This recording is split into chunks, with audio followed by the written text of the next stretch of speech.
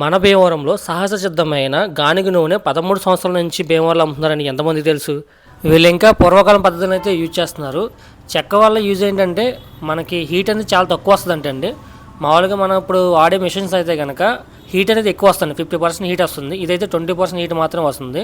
చాలా స్లోగా హీట్ తక్కువలో 2 అవర్స్ మాత్రం తిరుగుతూనే ఉంటుంది మిషన్. అది అలా తిరగ్గా మనకైతే ఆయిల్ అయితే వస్తుంది.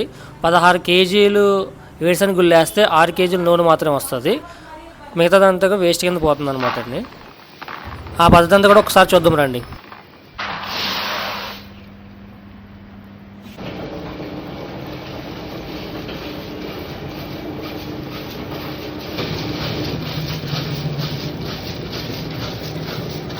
ఇలా ఎండబెట్టి క్లీన్ చేసిన వేరుశనగ గుళ్ళని అయితే ఇందులో 16 కేజీలు వేశారు. ఈ 16 కేజీలు కూడా 2 అవర్స్ అలా తిరుగుతూ ఉంటుందండి. తిరిగిన తర్వాత మనకి కింద నుంచి ఆయిల్ అయితే వస్తుంది.